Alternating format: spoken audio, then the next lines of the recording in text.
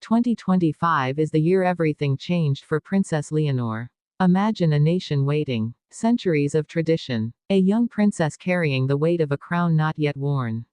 The familiar image of a royal heir destined to follow her parents' footsteps. But suddenly, everything shifts. The expectation is shattered. The story you thought you knew about Princess Leonor is no longer the same. Because 2025 is not just another chapter, it is the year everything changes. And what happened inside Spain's royal palace has stunned the entire world. For most of her life, Princess Leonor was a symbol of quiet duty. She was trained, prepared, molded into the image of a future queen who would one day take the throne of Spain. Every move of hers was carefully measured. Every word, guided. Every public appearance, a reminder of the responsibility she carried. The world thought they understood her path, it was supposed to be predictable. But what unfolded this year destroyed predictability. Because 2025 became a storm. A year where love, power, and destiny collided. A year where Spain's future queen not only faced challenges but made choices that shocked her family, divided her nation, and forever altered her place in history. The first spark came in January. Leonor's New Year appearance had all the trappings of royal elegance, her radiant smile, her composure, her warmth. But beneath the polished exterior, whispers began to circulate. Palace insiders hinted at a private tension, an announcement being prepared. Few believed it. Until the moment came. A declaration not just about royal duties, but about her personal life. For the first time, Leonor's private world became public. And the news shook Europe's monarchies. Because the heir to Spain's throne had chosen love. A love not universally accepted. A love that raised questions across the continent. Who was this man who had captured her heart? Was he truly fit to stand beside the future queen? And more importantly, how would the Spanish people react? Overnight, the country became divided. Some celebrated her courage, her willingness to put her heart above protocol. Others saw it as reckless, even dangerous. But Leonor didn't back down. What followed were a series of royal engagements, each more daring, more unexpected, more breathtaking than the last. Every appearance seemed designed not just to fulfill her role as heir, but to redefine it. Gone was the silent princess in the background. In her place stood a woman stepping into power, demanding to be seen not as a fragile heir, but as a leader. By spring, Leonor's actions had rippled across Europe. Other monarchies, Denmark, the United Kingdom, even Norway, watched closely.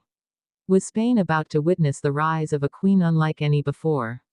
And yet, the more public Leonor became, the more private battles she faced. Inside the palace, there was resistance. Her choices didn't only stir headlines, they stirred conflict within her family. Her parents, King Felipe and Queen Letizia, found themselves caught in the crossfire of duty and love. The king, bound by centuries of tradition, urged caution. The queen, ever the modernizer, encouraged Leonor's independence. The result was a silent war within the walls of Zarzuela Palace. And Leonor. She refused to choose between her heart and her crown. As summer approached, the scale of her transformation became undeniable. International trips that once felt ceremonial now carried the weight of history.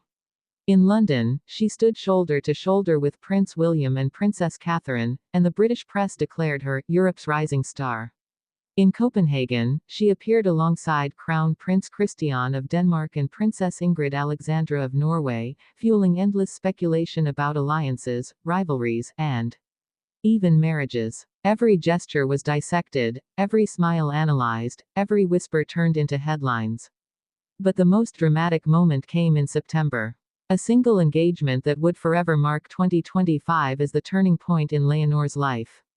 Before a global audience, she made a declaration that silenced critics, shattered doubts, and stunned the monarchy.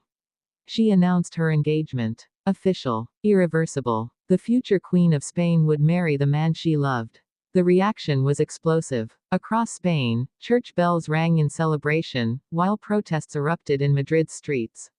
Supporters called it the dawn of a new monarchy, one built on love and authenticity. Opponents called it the end of royal dignity.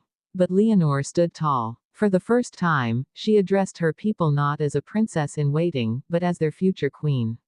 Her speech was raw, emotional, and unflinchingly bold. I was born to serve Spain, she said, but I was not born to live without love.